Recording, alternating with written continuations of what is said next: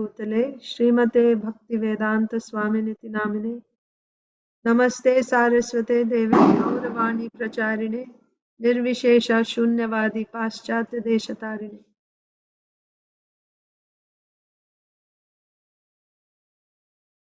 ओम नमो भगवते वासुदेवाय ओम नमो भगवते वासुदेवाय। ओम नमो भगवते वासुदेवाय ओम नमो भगवते वासुदेवाय। ओम नमो भगवते वासुदेवाय ओम नमो भगवते वासुदेवाय। नारायणं नमस्कृत्य नरं चैव नरोत्तमं देवीं सरस्वतीं व्यासं ततो जयमुदीरयेत् नष्टप्रायेष्व भद्रेषु नित्यं भागवत सेवया भगवत्युत्तमश्लोके भक्तिर्भवति नैष्ठिकी Shrimad Bhagavatam canto 2 chapter. Shall I share, Shobha Radhe Mataji? Yes, Mataji, if you are able to. Thank you. We are reading from Srimad Bhagavatam, Canto 2, Chapter 6, text 27 and 28.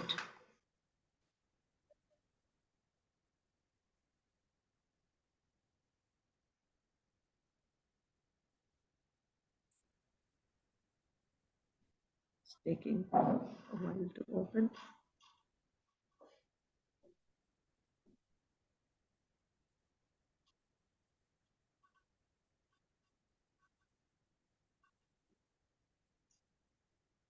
Okay. So we have two verses today. Maybe we can recite 28 together. I'll just read 27 first. Gatayo matayaschaiva prayashchittam samarpanam purushavayavair ete sambharah sambhrita maya. Thus I had to arrange all these necessary ingredients and paraphernalia of sacrifice from the personal bodily parts of the personality of Godhead. By invocation of the demigod's names, the ultimate goal Vishnu was gradually attained, and thus compensation and ultimate offering were complete. I'll read that again. Thus I had to arrange all these necessary ingredients and paraphernalia of sacrifice from the personal bodily parts of the personality of Godhead. By invocation of the demigod's names, the ultimate goal Vishnu was gradually attained, and thus compensation and ultimate offering were complete. Purport by Srila Prabhupada. In this verse, special stress is given to the person of the Supreme Lord and not to his impersonal Brahma Jyoti as being the source of all supplies. Special stress is given to the person of the Supreme Lord and not to his impersonal Brahma Jyoti as being the source of all supplies. Narayana, the Supreme Lord, is the goal of sacrificial results. And therefore, the Vedic hymns are ultimately meant for attaining this goal. Human life is thus made successful by pleasing Narayan and getting entrance into the direct association of Narayan in the spiritual kingdom of Vaikuntha. Human life is made successful by pleasing Narayan and getting entrance into the direct association of Narayan. So now we'll recite this verse together. I will recite first and then all of you can recite. Iti sambhrita sambharaha पुरुषावयवैरहं tam eva purusham yagyam tenaivaayajam ishwaram iti sambrita sambharaha purushavayavairaham tameva purusham yagyam tenaivaayajam ishwaram iti sambrita sambharaha purushavayavairaham tameva purusham yagyam tenaivaayajamishwaram. Please chant.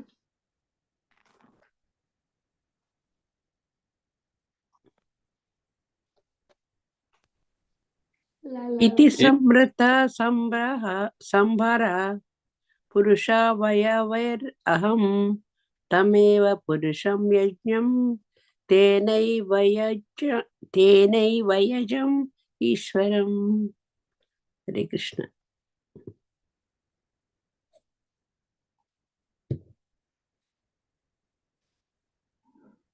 Hare Krishna. Iti shambrita shambhara purusha vayavairaham tam ebo purusham yagyam tenai vayajamisharam.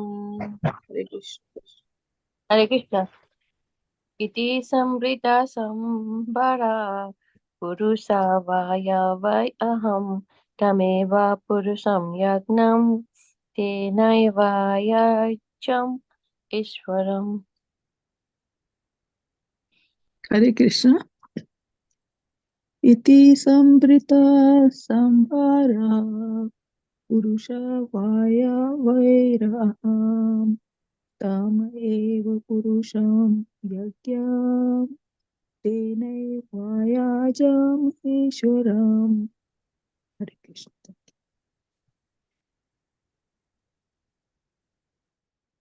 Hare Krishna. Iti sambrita sambhara purusha abhayayai aham tam eva purusham yagam ten eva ayajam isharam. Hare Krishna. इति संहृता संभारा पुरुषा वयवेरहं तम एवा पुरुषं यज्ञं तेनैवायजमीश्वरम्.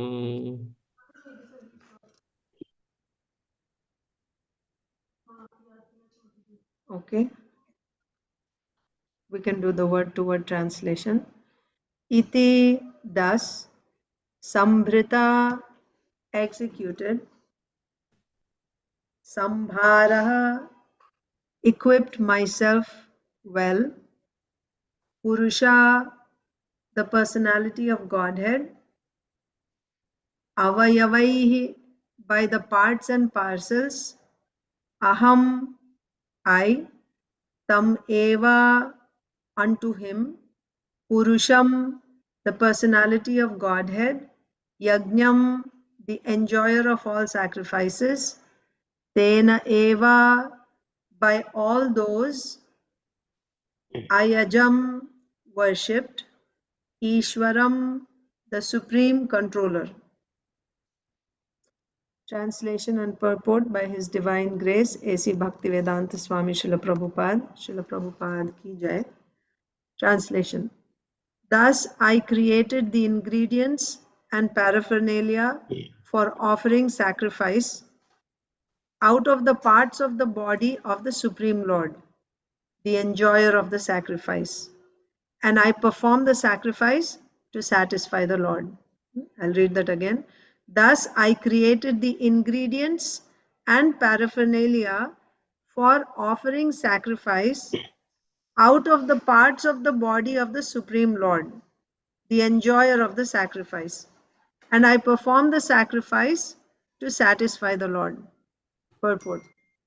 People in general are always anxious to have peace of mind or peace in the world, but they do not know how to achieve such a standard of peace in the world. Such peace in the world is obtainable by performances of sacrifice and by practice of austerity. Such peace in the world is obtainable by performances of sacrifice and by practice of austerity. In the Bhagavad Gita 5:29, the following prescription is recommended. Bhoktaram yagya tapasam sarvaloka maheshwaram suhridam sarvabhutanam gyatva mam shantim richati. The karma yogis know that the Supreme Lord is the factual enjoyer and maintainer of all sacrifices and of the austere life. He is the enjoyer and maintainer of all sacrifices and of austere life. They also know that the Lord is the ultimate proprietor of all the planets and is the factual friend of all living entities. Such knowledge gradually converts the karma yogis into pure devotees of the Lord through the association of unalloyed devotees, and thus they are able to be liberated from material bondage. Brahma, the original living being within the material world, taught us the way of sacrifice. The word sacrifice suggests dedication of one's own interests for satisfaction of a second person. That is the way of all activities. Every man is engaged in sacrificing his interests for others, either in the form of family, society, community, country, or the entire human society. But perfection of such sacrifices is attained when they are performed for the sake of the Supreme Person, the Lord. Because the Lord is the proprietor of everything, because the Lord is the friend of all living creatures, and because He is the maintainer of the performer of sacrifice. He is the maintainer of the performer of sacrifice, as well as the supplier of the ingredients of sacrifices. It is He only and no one else who should be satisfied by all sacrifices. The whole world is engaged in sacrificing energy for advancement of learning, social upliftment, economic development, and plans for total improvement of the human condition. But no one is interested in sacrificing for the sake of the Lord, as it is advised in the Bhagavad Gita. Therefore, there is no peace in the world. If men at all want peace in the world, they must sacrifice, they must practice sacrifice in the interest of the Supreme Proprietor and friend of all. Om Ajnanatimirandhasya Jnananjanasalakaya Chakshurunmilitam Yena Tasmai Sri Gurave Namaha. Sri Chaitanya Manobhishtam Sthapitam Yena Bhutale Swayam Rupaha Kada Mahyam Dadati Swapadantikam. Vandeham Sri Guru Sri Yuta Sri Gurun Vaishnavamscha Sri Rupam Sagrajatam Sahagana Raghunathanvitam Tam Sajivam Sadvaitam Savadhutam Parijana Sahitam Krishna Chaitanya Devam Sri Radha Krishna Padan Sahagana Lalita Sri Vishakhanvitamscha. He Krishna Karuna Sindho Dina Bandho Jagatpate Gopesha Gopika Kanta Radha Kanta Namostute. तप्त कांचन गौरांगी राधे वृंदावनेश्वरी वृषभानुसुते देवी प्रणमामि हरिप्रिये वाञ्छाकल्पतरुभ्यश्च कृपा सिन्धुभ्य एव च पतितानां पावनेभ्यो वैष्णवेभ्यो नमो नमः। जय श्री कृष्ण चैतन्य प्रभु नित्यानंद श्री अद्वैत गदाधर श्रीवासादि गौर भक्त वृंद। हरे कृष्णा कृष्णा कृष्णा हरे हरे हरे राम राम राम हरे Hare Krishna. Dear devotees, welcome to today's Srimad Bhagavatam session. So Do you remember who's speaking here? Does anyone remember? Okay, so the verse today is saying, thus I created the ingredients and paraphernalia for offering sacrifice. Who is this? Who's speaking here? Lord Brahma. Brahma. Ah, Lord Brahma. Very nice. Thank you. And who is Lord Brahma speaking to? Narada. Narad Muni. Thank you. So Lord Brahma is speaking to Narad Muni. What is the conversation? How did this conversation begin? Do you remember? Narada asked Brahma. What was the question about? How the creation, about creation. Creation. Very nice. Very nice. Thank you. About creation. So Narad Muni had questions about creation. Can you tell me how this conversation of Lord Brahma and Narad Muni came about? How did this conversation start? Where did this come from? Oh, first, Parikshit Maharaj asks Yes. a question in the Uh-huh. first canto. The second canto elaborate. Prabhupada say talk about the cosmic manifestation of the Lord in creation. Yes. Correct. Thank you, Mataji. So first Parikshit Maharaj asked. So in the 4th chapter, Parikshit Maharaj asked a question, not one, a series of questions he asks about creation. Primarily, it's about creation. How does the Lord create? Then, in answer to that question, Sukadev Goswami is narrating the conversation between Lord Brahma and Narad Muni. Whatever you are asking me, same questions were asked by Narad Muni to Brahmaji, and Brahmaji answered. So I will tell you the same thing. That will answer your questions. So that's how the 5th chapter started. And Narad Muni asked a bunch of questions about creation, and Lord Brahma is answering them. So there in the 5th chapter, so this, why I am giving you this background, that will lead to today's shloka, how the context you will know. So, yeah. Lord Brahma, while answering the questions of Narad Muni, he explains first of all 2 types of creation. One is Karana Srishti, the other one is Karya Srishti. Karana Srishti means the creation of 23 elements. The creation of 23 elements. What are the 23 elements?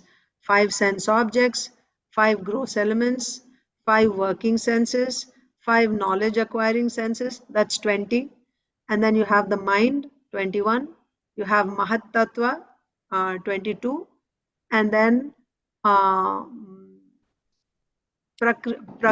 Prakriti, right? So, not Prakriti. Prakriti is not creation. False ego, Ahankara. Ahankara. Okay? Mahatattva, Ahankara, mind, and then these 20. So, totally 23 elements. So, this is called first part of creation, Karana Srishti. How this Srishti happened? By the glancing of Karanodakashayi Vishnu on Prakriti. This happened first. Then the next Karya Srishti means after these elements are formed, they're all individual elements. They're just there, like floating. It's like having atta. You know, you have wheat flour. If you want to make roti or bread, what do? You have to put water and mix that. So the water acts as a binding agent and it brings the whole atta together into one dough. So similarly, all these ingredients are there just floating on their own. Now they have to be brought together. So this is the second part called Karya Srishti. So now Lord Karanodakashayi Vishnu, he sends his Samhanana Shakti. Samhanana Shakti means it will actually bind all these ingredients together and form these universal shells. So that is Karya Srishti. Universal shells are formed. bringing these things together. And the shells are also formed with those ingredients, and inside that also these ingredients are there. So these are called andas. Anda means egg. Like just like an egg, you know, inside the egg also there is liquid, isn't it? Similarly, these shells are there, and then the Lord, and these shells with the ingredients, they're just there, but still there is no life in them. There's no life yet. Even though the living entities are there in Pradhana, but they're all in a dormant state yet. They're just there floating. They are in the causal ocean for 1,000 years, these eggs, or these eggs means these are universes. They're there in the causal ocean for 1,000 years. After 1,000 years, Karanodakashayi Vishnu now enters into each of these universes as Garbhodakashayi Vishnu. Now, Garbhodakashayi Vishnu, after entering the universe, he fills up half of the universe with his perspiration. And then he lays down on that ocean. And then he actually comes out of that ocean, I mean, of that universe. So it's like you can see him expanding out of the universe. So he's there outside and he's there inside also. And from this Garbhodakashayi Vishnu, now the Virata Purusha forms or is manifest. What is this Virata Purusha? Virata Purusha is exactly like Garbhodakashayi Vishnu. What is the form of Garbhodakashayi Vishnu? He has thousands of heads, thousands of hands, thousands of legs, right? Many, many eyes, ears, crowns. This is the form of Garbhodakashayi Vishnu. The same is the form of Karanodakashayi Vishnu also. He also has unlimited heads, unlimited hands and legs. And in the exact same form, Garbhodakashayi Vishnu is also there.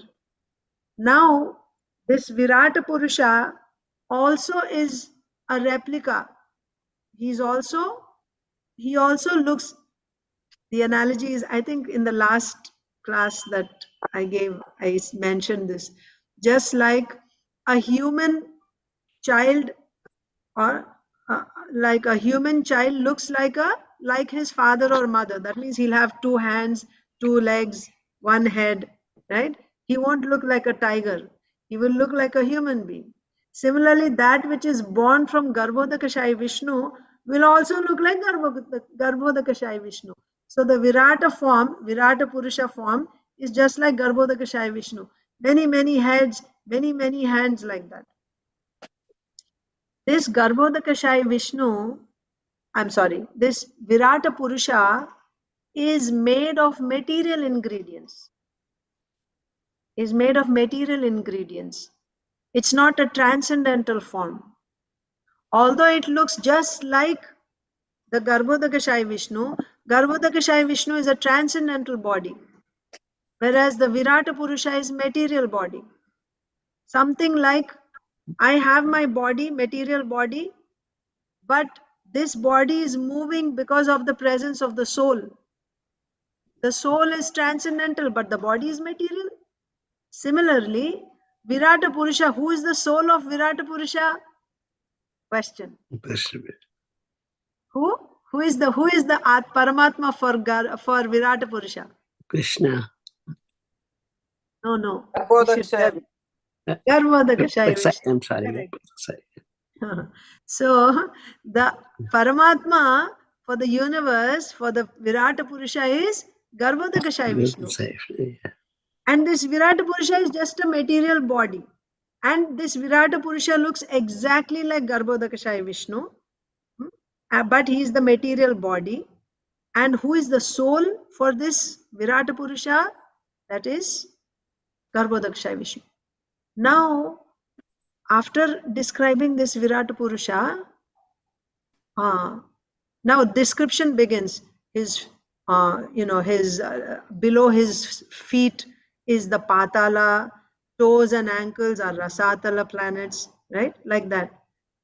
the 14 planetary systems, beginning from the lotus feet, from the feet of this Virata Purusha, all the way up to the head. The 14 planetary systems are described. What is this? This is actually the meditation of this yogi. That yogi who is not able to meditate on the transcendental form of the Lord. Why?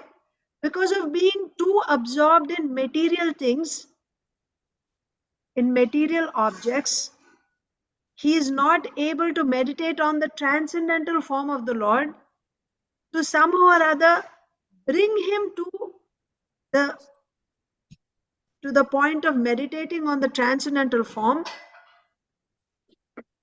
This meditation on Virata Rupa is given to him.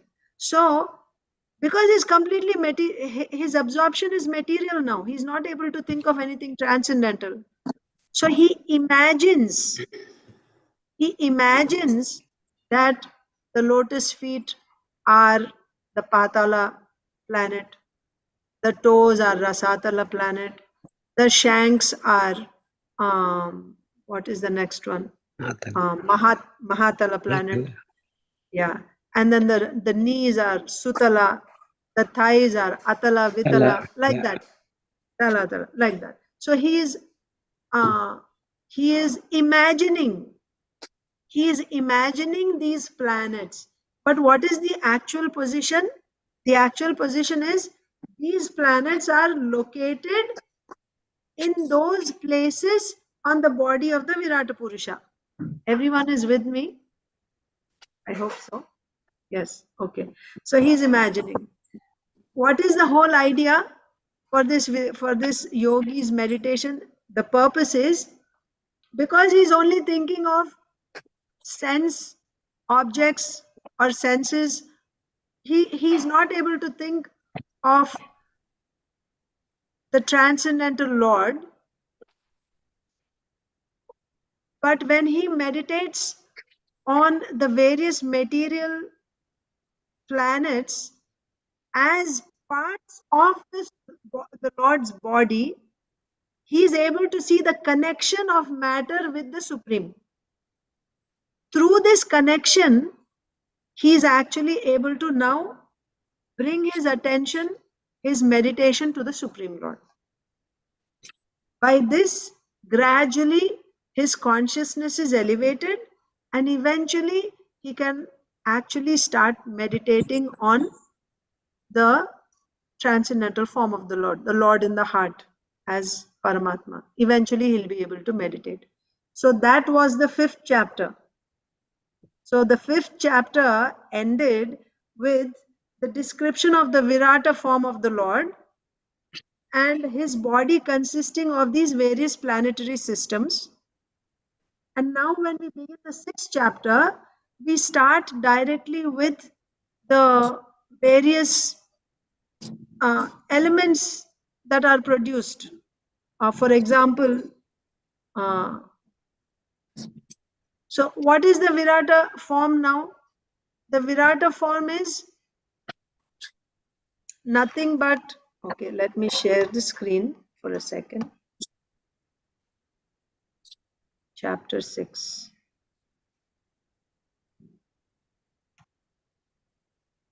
Okay. Okay. So we see, this is the first verse of the 6th chapter. The mouth of the Virata Purusha, the mouth is the generating center of the voice and the controlling deity is fire. So the mouth of Virata Purusha is the generating center of voice and controlling deity is fire. Virata Purusha, when you see the description in the previous chapter, when we see the Virata Purusha's description, what do we see? The various planets are different parts of his body, right? And also his different limbs are the different parts of this universe. Yes, like the hair on his head is the clouds are the hair on his head, and the skin hairs are the trees, like that. His veins are the rivers. So the different parts of Virata Purusha are nothing but the different things you find in this universe. Okay, so now here this verse is saying, first verse is saying, the mouth of the Virata Purusha is the generating center of voice, and the controlling deity is fire. What we should understand here is this Virata Purusha or the universal form of the Lord is actually Garbhodakashai Vishnu. You will see this when you read the purport, because there in the purport Srila Prabhupada says his transcendental body. Virata Purusha's body is not transcendental, it is material. Garbhodakashai Vishnu's form is transcendental. Okay, so because Garbhodakashai Vishnu is the prototype for Virata Purusha's body, each of the limbs of Garbhodakashai Vishnu is the origin for the limbs of Virata Purusha. Makes sense? So from the mouth of Garbhodakashai Vishnu, you get the mouth of Virata Purusha. Okay. From the skin of Garbhodakashai Vishnu, Yeah. you get the skin of Virata Purusha. Same. So that's what is said in all these verses of this 6th chapter. If you just go down, his 2 nostrils are generating centers for our breathing. Okay, and again, when you talk about Virata Purusha is universal for the whole universe. And again, individually, we have our nose, we have our mouth, we have the sense objects, right? Sound that we hear. So our individual nostrils and our eyes, they are all coming from where? From Virata Purusha. Which Virata Purusha? Material. And that Virata Purusha's various limbs are actually coming from where? Garbhodakashai Vishnu. In essence, matter comes from life. That's the point. Garbhodakashai Vishnu is the source for Virata Purusha. And we individually also, whatever we have, that's coming from Virata Purusha. But Virata Purusha's origin is Garbhodakashai Vishnu. So that is explained up to, I think, 18th verse. You see his nostrils, his eyes, then bodily surface is the breeding ground for the active principles of every kind, like that. His hairs, his arms, his forward steps, they are the shelter for upper, lower heavenly planets, like this.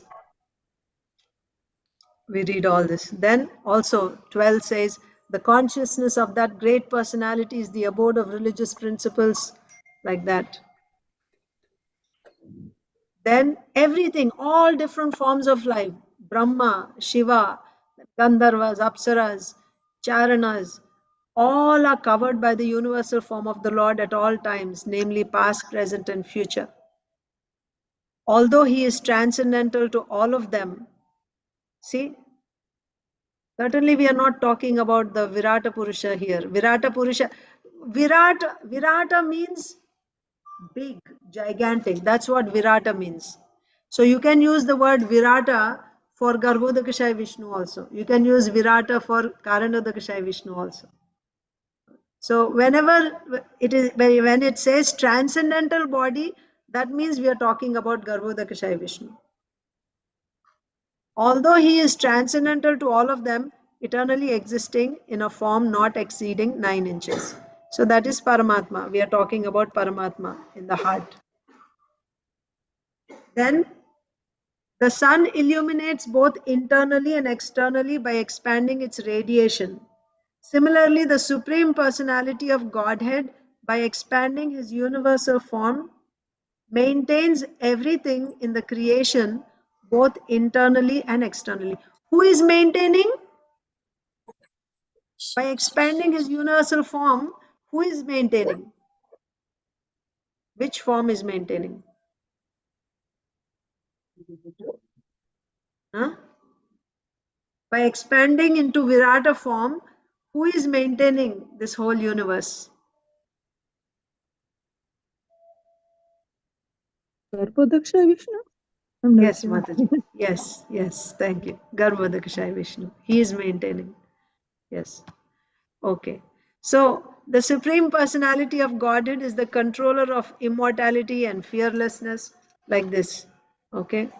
Now, Lord Brahma says that, okay.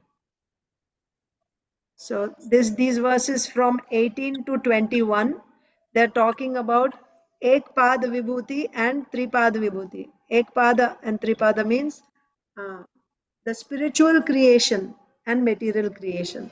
Up to text 17, the Lord Brahma was talking about the material creation, how the various, uh, the different senses and the controlling deities, how they are produced from Garbhodakashaya Vishnu. So this is material creation.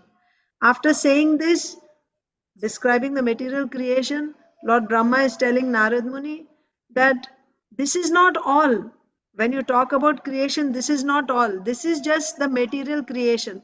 But this material creation is only 1/4. 3/4 of it is spiritual creation.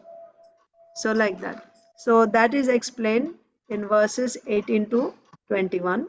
So, 3/4 creation means what are the what are the characteristics of the spiritual world or spiritual creation. So, that is explained in those verses. We won't go into the detail yet. We won't go into the details here because now we are reading text 27 and 28. So here, from here, this section begins here. Lord Brahma is saying, from that personality of Godhead, which personality of Godhead? Karanodakashaya Vishnu. All the universal globes and the universal form with all material elements, qualities and senses are generated. Yet he is aloof from such material manifestations like the sun, which is separate from its rays and heat.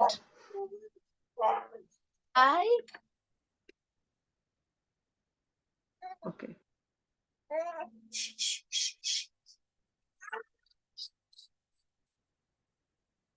From the personality of Godhead, all the universal globes and universal form with all material elements, qualities, and senses are generated, but he is aloof. Now, Lord Brahma is saying, yes, somebody needs to be muted. Golokananda Priya Mataji, can you please mute yourself, please?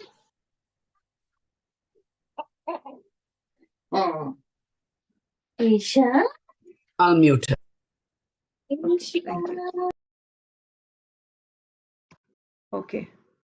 So Lord Brahma is saying now that after talking about the creation done by Garbhodakashaya Vishnu, he is saying, when I was born from the abdominal lotus flower of the Lord, so Garbhodakashaya, Lord Brahma is born from where? From the navel coming from the lotus coming from the navel of Garbhodakashaya Vishnu. So when I was born, I had no ingredients for sacrificial performances except the bodily limbs of the great personality of Godhead.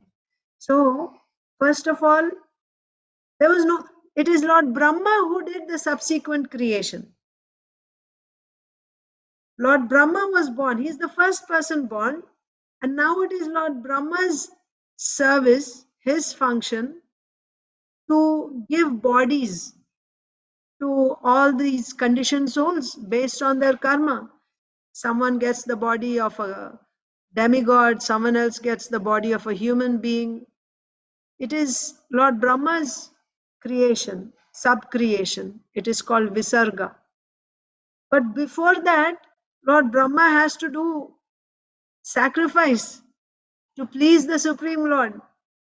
So Lord Brahma is saying there's nothing there. For sacrifice, you need ingredients, you need paraphernalia, you need flowers, fruits. Nothing was there. So how did Lord Brahma perform this sacrifice? That is the question. So when I was born from the abdominal lotus flower of the Lord, the great person, I had no ingredients for sacrificial performances except the bodily limbs of the great personality of Godhead. Only the Virata form is there. Bodily limbs are there. By performing sacrificial ceremonies, for performing sacrificial ceremonies, one requires sacrificial ingredients such as flowers, leaves, and straw, along with the sacrificial altar and a suitable time. Other requirements are utensils, grains, clarified butter, honey, gold, earth, water, Rigveda, Yajurveda, Samaveda, 4 priests to perform the sacrifice. All this is required. And what else? Other necessities include invoking the different names of the demigods. You need mantras also. You need the fire, you need the sacrificial altar, and you need the priests and the mantras to recite and invoke various demigods. So what did Lord Brahma do? That brings us to our verse today. So when he needed all this, what did Lord Brahma do? Pay attention to these 2 words. Sambhara. Sambhara means ingredients. Sambhara means the ingredients. And Sambrita means arranged. Sambhara, Sambrita. So, and where did I arrange all these ingredients from? Purusha, Avayavaihi. Purusha means the Lord, Garbhodakshai Vishnu.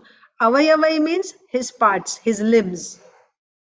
So whatever was needed for these sacrifices by Lord Brahma, nothing was available.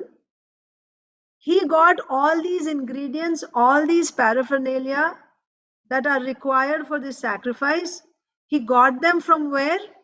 From the bodily parts of the personality of Godhead. By invocation of the demigods' names, the ultimate goal Vishnu was gradually attained, and thus compensation and ultimate offering were complete. So, and then in the next verse, Srila Prabhupada in the purport explains what is sacrifice. Yes? Srila Prabhupada says, sacrifice means foregoing something yourself for another person. We'll just read what Srila Prabhupada says in that purport. 28.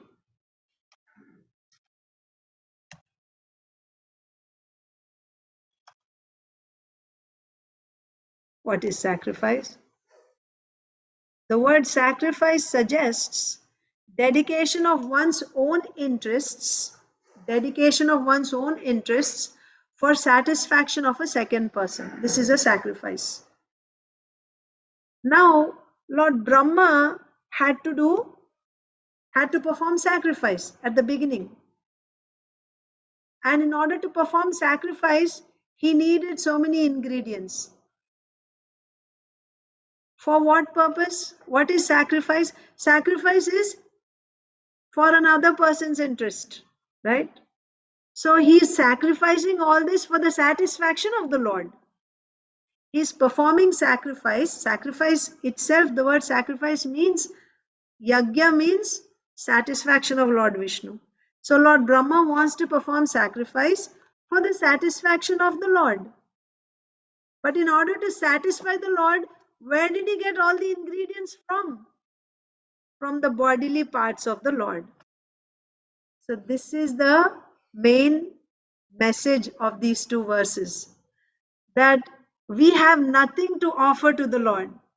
Whatever we have is taken from him only, and again it is offered to him. We have no credit to take that here I am offering something to you. I am sacrificing, because we think sacrifice means I'm foregoing something, right? This is mine and I am giving it to you. I'm sacrificing this for your sake. Actually, we are not sacrificing anything. It is all his anyway, right from the beginning. You see, from the beginning of creation, nothing was there.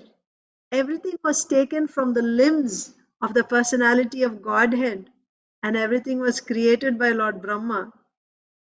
Our bodies, our intelligence, our ability to speak, our skills, you name it, nothing is ours.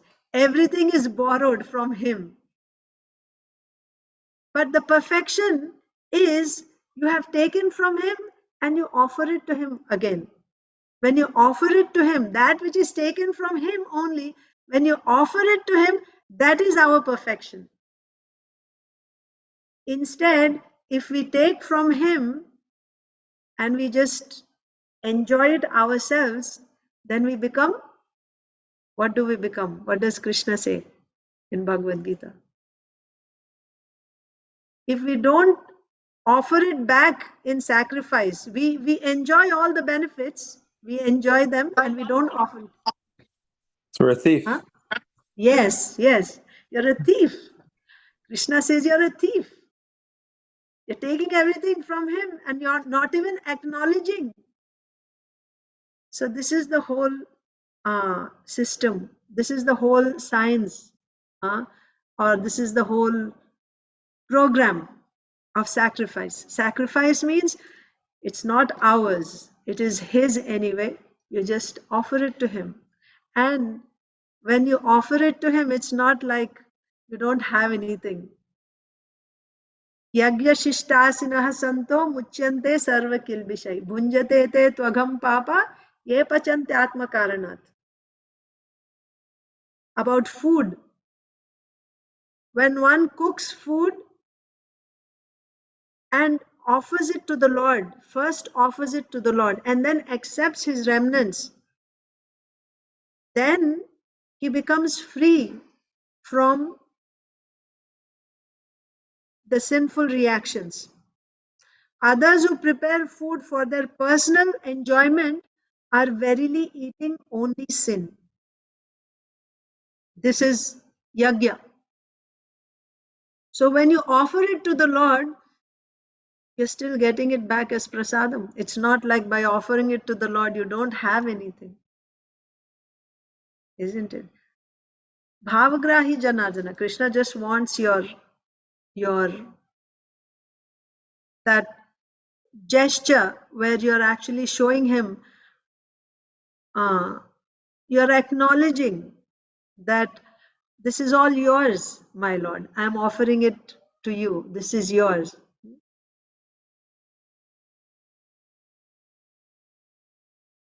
Srila Prabhupada in one lecture says that you collect flowers, fruits, everything is created by the Lord. And then with great feeling, when the devotee goes in front of the Lord and he says, my Lord, this is all yours. Everything is these fragrant flowers, beautiful flowers, these fruits, they're all your creation. Kindly accept it. With great feeling, a devotee offers. And Krishna accepts it. If Krishna accepts your offering, then you will not lack anything in your life. If Krishna once accepts your offering, your life is perfect. It is as simple as that. So let's just go over the purport of 28. And also 27 is talking about the Lord being a person. So, yes, 27. Thus, I had to arrange all these necessary ingredients and paraphernalia of sacrifice from the personal bodily parts of the personality of Godhead. By invocation of the demigod's names, the ultimate goal Vishnu was gradually attained, and thus compensation and ultimate offering were complete. Compensation, same thing, right? You're taking, so you have to offer it back. So, and in the next purport also, Srila Prabhupada says, this is actually fruitive activity, karma kanda, right? When you perform these sacrifices, you offer it to the demigods.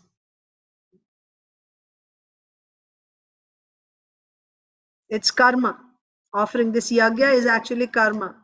But by doing this karma, let me finish this and then I'll come to that. So in this verse, it is said that special stress is given. Srila Prabhupada is saying in the Prabhupada, special stress is given to the person of the Supreme Lord and not to his impersonal Brahma Jyoti. You can say that everything in this world, whatever you see, it is manifest from Brahma Jyoti. But even that Brahma Jyoti is supported on Bhagavan. Brahmanohi pratishtaham, Krishna says in Bhagavad Gita. The support for Brahman is, I am the support for even Brahman, Krishna says in Bhagavad Gita. So, yes, everything is coming from Brahman. Everything that you see in this world, it's actually manifesting from Brahman. But who is the support for that Brahman? Ultimately, it is a person. It's not impersonal. That is the point. So everything is taken. This verse says, Lord Brahma took everything from the limbs of the personality of Godhead. Limbs. So if somebody is impersonal, where will the limbs be? Will he have any limbs? And when you say there are limbs, that means there should be the possessor of those limbs. There is a person. So this verse also shows that ultimately the absolute truth in the ultimate issue is a person, absolute personality of Godhead. That's what text 27 is saying. And then here, text 28 in the purport Srila Prabhupada is saying, so this sacrifice, what is the advantage of sacrifice? Karma yogis, right? Karma yogis, they do yagyas. That means they do work, and then they offer it to the Supreme Lord. Yagya, tapa, dana. In the 9th chapter, yat karoshi, yad ashnasi, yad juhoshi, dadasiyat, yat tapasyasi kaunteya, tat kurushva madarpanam. Right? Yat karoshi, whatever you do. Yat karoshi, yad ashnasi, whatever you eat. Yad juhoshi, dadasiyat. Right? Different worship, whatever worship you do it to me. Tadasiyat, whatever charity you give it to me. So these are all various types of karma, work. Whatever you do, whatever you eat, whatever charity you give, whatever penances, austerities you perform, you offer all that to me, Krishna is saying. This is karma. What is the result of this? What happens when you offer everything to the Lord? What happens when you offer everything to the Lord is you will develop Vasudeva Katharuchi. Atah pumbir dvijasreshta varnashrama vibhagashah swanushtitasya dharmasya samsiddhir haritoshanam. The perfection of your duties that you perform according to varnashram dharma, the perfection of those duties is when the Supreme Lord is satisfied.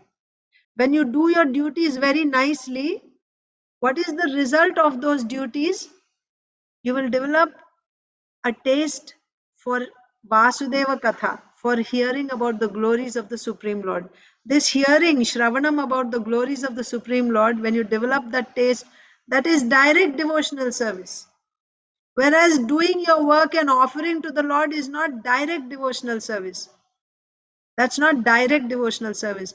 But doing that type of work, doing the work and offering to the Lord will bring you to the status of direct devotional service. How? You will develop a taste for hearing about the Lord. So that's why Srila Prabhupada is saying those who are karma yogis, they follow this bhoktaram yagya tapasam sarvaloka maheshwaram suhridam sarva bhutanam yatva mam shantim richati. So recognizing that the Lord is the supreme enjoyer, whatever work they do, they just keep offering it to the Lord. By doing that, what will happen? Eventually, they will come to the standard of pure devotional service when they come in the association of a pure devotee. That is why sacrifice. And who is setting the standard of sacrifice? Lord Brahma himself. At the beginning of creation, he is performing sacrifice and setting example for all of us. And finally, in the last purport, Srila Prabhupada says, in this world also we are performing so many sacrifices. Who is not doing sacrifices? Tell me. Whether you're working, whether you're a student, whether you are a mother, or whoever you may be, everyone has to make sacrifices, isn't it? As a mother, you have to, for a newborn child, you have to make so many sacrifices. Stay up in the night, right? Change diapers, feed the baby so many times. They fall sick, right? And as a father, you have to go and work so hard to make ends meet, to maintain your family, pay bills, educate the children. And everywhere, everyone is making sacrifices. That is what does Srila Prabhupada say there?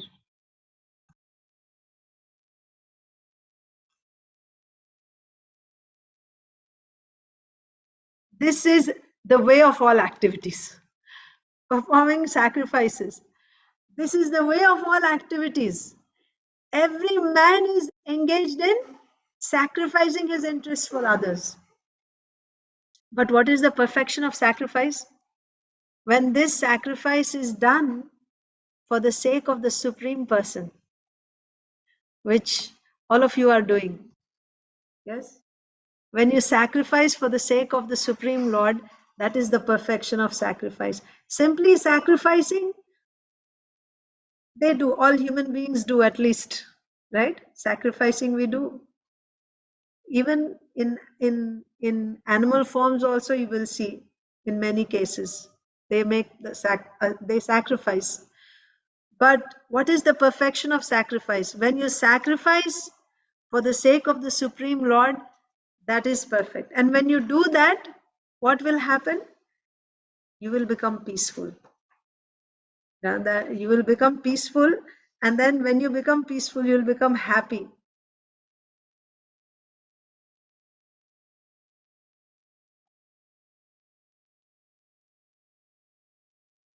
Yeah.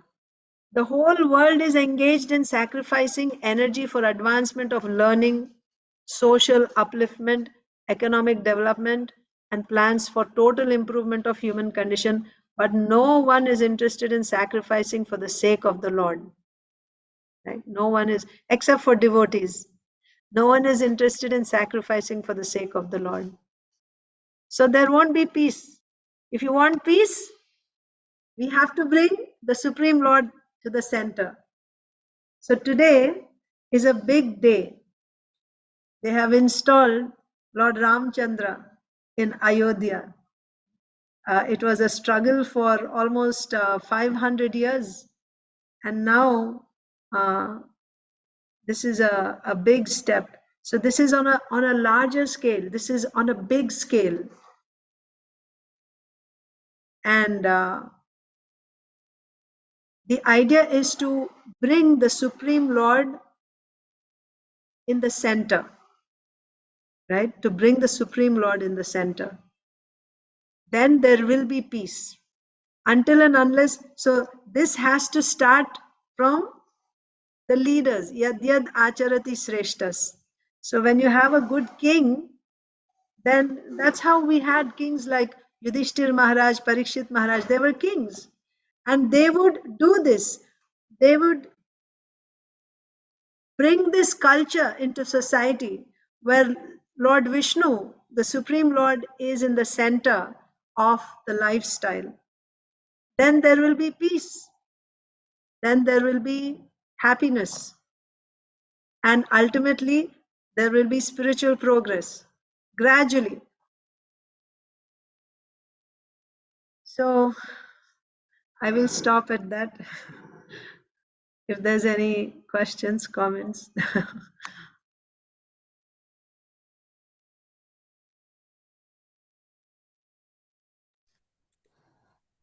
The mantra pushpam, they say all that.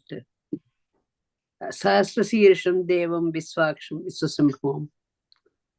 And antarbahit satsarvam vyaptanarayana sthitaha. So all those in the mantra pushpa, it says, now I am realizing that when you are saying that,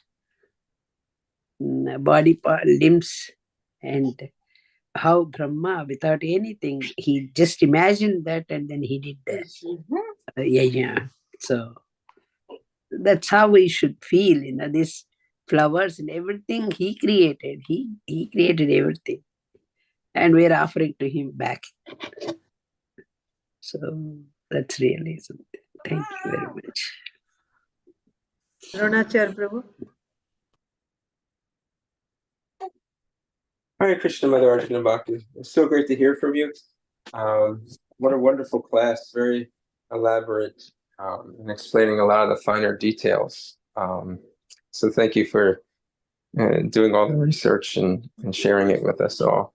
I was wondering if you could elaborate on the topic of sacrifice.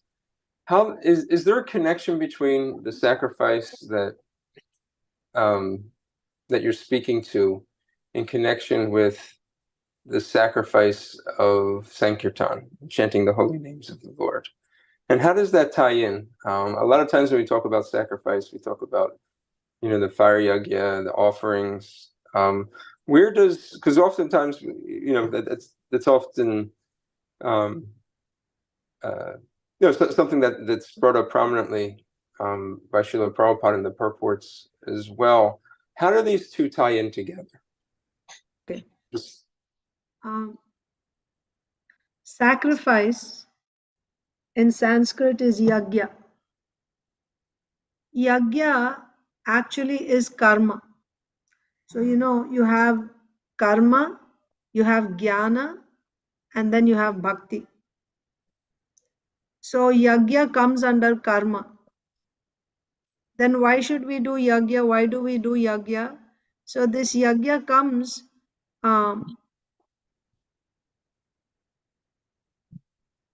it is enjoined in the scriptures. When you perform yagya, there won't be any bondage. It will not bind you. In the sense that, there is karma and there is vikarma. Vikarma means activities which are done without taking into note or without considering the scriptural injunctions, Vedic injunctions. Acting whimsically, that is vikarma. Karma means doing activities according to Vedic injunctions. And in that also, again, you have sakama and nishkama. Sakama means you're following Vedic injunctions, but you want the fruit of your karma.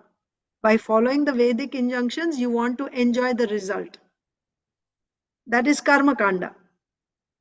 There also you do yagya. That is also yagya. Karma, yagya means karma. And karma which is done according to Vedic injunctions, that is yagya. Now this yagya can be for fruitive results, or it can be done for the satisfaction of the Lord without, that means you give away the result. You don't take the result. When you accept the fruit of your yagya, then that is called sakama karma. And when you leave the result, then it is nishkama. So what happens when you don't take the result of the yagya that you do? Then that purifies your heart. Nishkama karma yoga. Then it is called karma yoga.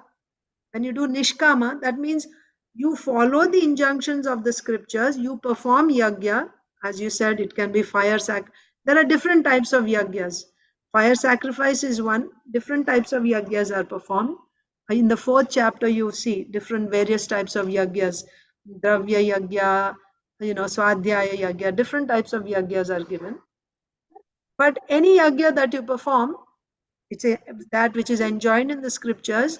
If you don't take the result of that yagya, then you do it as a matter of duty and you don't take the result, then that purifies your heart.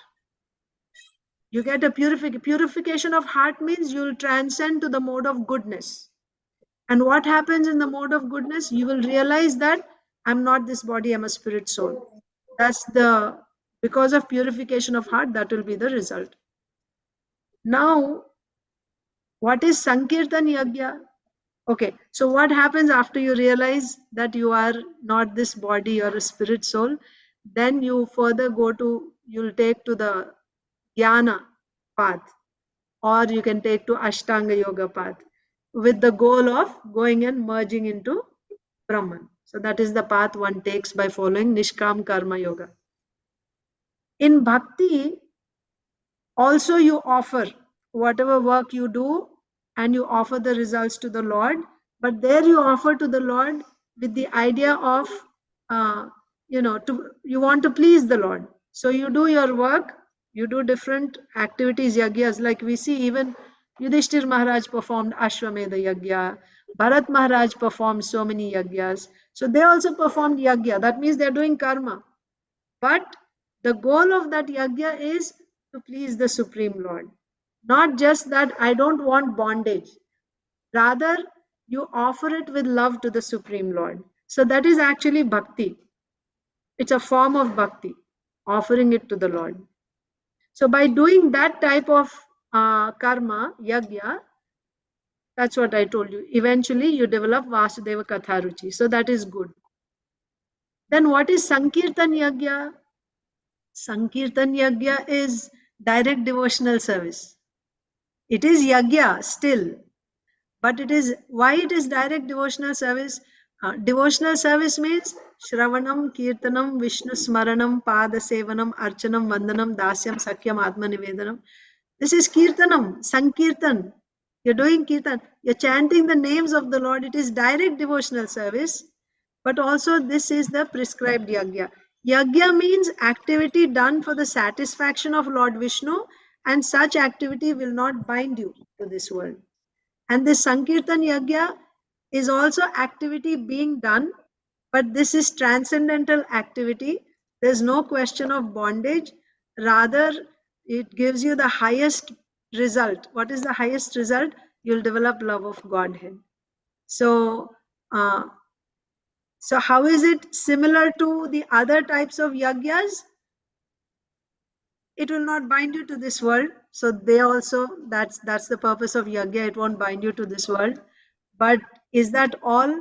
No, actually Sankirtan Yagya is transcendental. It is actually bhakti. It is direct devotional service and it gives you the highest result, Krishna Prema. Can you get that by doing other yagyas? No.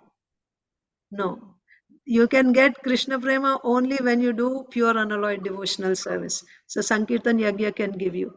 And the other thing is in Kali Yuga, no other yagyas will work. Only Sankirtan Yagya will work. Was that helpful? That was great. Thank you so much for that explanation. Thank you, Mataji. So we went, I think, way over time. Thank you all so much. Hare Krishna. Wonderful class, Mataji. Thank you very much. Hare Krishna. Yes, Mataji. Suman Mataji. No, I just want to say that very, very nicely. I would like to hear it, your YouTube lecture over and over to purify myself.